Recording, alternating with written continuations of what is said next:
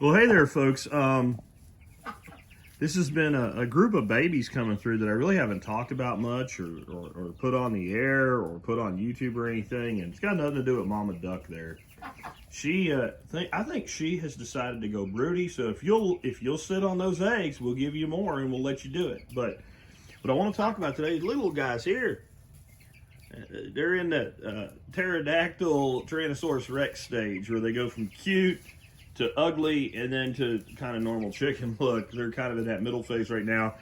I'm gonna guess they're about 5 weeks of age. What's cool about these guys, and there's 8 of them, they're off adventuring. This is their first adventure day. They've been in this cage that was originally built with the concept of tractor and quail, but I have found that these cages make exceptional chicken brooders for your chicks. They have this fairly small mesh and they have a larger 1-inch square mesh on the bottom so that they can pick through. And I don't hardly do any like box brooding at all anymore. If I get birds that they're hatched in an incubator by myself, or if they're bought where they ship them to you and they're like a day or two old when you get them, I keep them inside for like 1 or 2 days only. And they start going outside, and what about the weather? There's a couple things about the weather. One thing about the weather. Let's get over here. We can see them.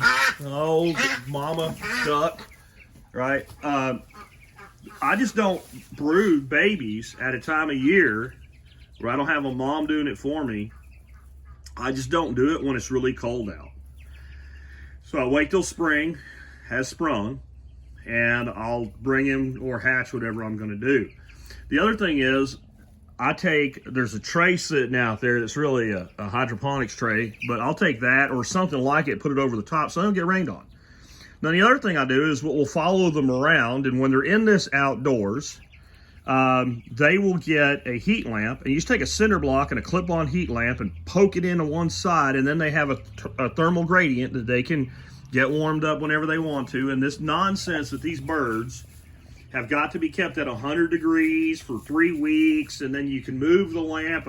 It's all stupid, it's all nonsense, and you have higher mortality that way.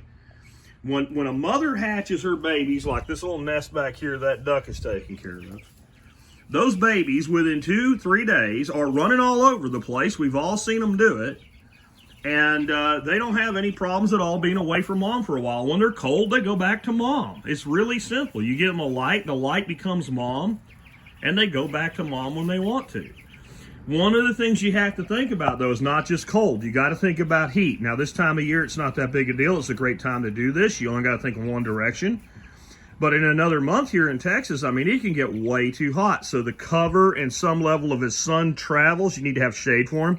And then the other thing I do, this early in the year especially, even though they're protected in this cage, it's predator proof. A raccoon can't stick his little fingers through there, and if you're really worried about it, you could zip tie your doors. It's got 2 on top and 1 on the side. Side one's open today so that they can come out and they go in and out as they want to. But I bring them in at night. To me, it's just a bit too cold, so I always move them around my shop. That way I can move an extension cord and I can give them heat lamps and stuff like that. But right away, they're outside, they're breathing open air, they're pecking grass, they're being chickens like chickens are supposed to be. Chickens and ducks and geese, when they're babies, are not supposed to live in a freaking box for 3 to 4 weeks. It doesn't make any sense. These guys went straight to the grass. I mean, they literally came home these were Tractor Supply birds. They came home from the store and went in the cage on the grass the moment that they got home. Again, they were probably around 5 days old. There's no way for me to know. They did have some feathering coming in, and so once they got feather on the wings, they're at least 3 to 4 or 5 days old, and that's what I would guess they were. They've grown a ton in about 4 weeks. Like I said, I think they're about 5 weeks old right now. They are Jersey Giants, and that's a new breed for me, and I'm trying that this year. And what they're doing right now is why I got them. I had an unintended consequence when I got rid of all my chickens and just had ducks.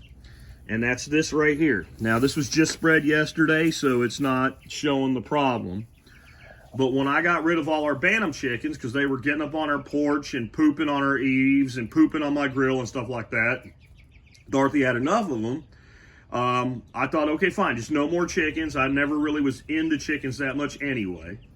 I do like how easy they are to make more of. I do like a lot of things about them. One of the things I never knew how much I liked about them is digging in your bedding in your coop. And without chickens and only ducks, especially this area here at night, the ducks love this spot in the back of it. So there's the door. They all come from about that stud back is where they hang out at night and sleep. It's just full of poop. And because ducks have those flat feet matted down. I talked to Nicole Sauce at Living Free in Tennessee, and she said she's raking her coop every day because of that. I ain't raking a dadgone chicken coop every day. I just ain't doing it, and I ain't got the team she's got to do stuff for her either. I got to do it myself. Hey, girls, you're going to have to go around if you want to get out. They'll figure it out. So I'm not going to do that. And it made me think of what Sepp Holzer said one time when I was at an event with him. Girl said when he was talking about pigs and how pigs are in his system, what if I don't want pigs? And he said, then you have to do the pig's job. I said, well, if I don't want chickens, I have to do the chicken's job. So I'm going to get some chickens. And I started thinking about what I wanted in a chicken, and this is what I wanted. I wanted a reliable egg producer. I wanted something, if I wanted more chickens, I could reproduce them myself. So I didn't want any kind of weird hybrids or anything like that.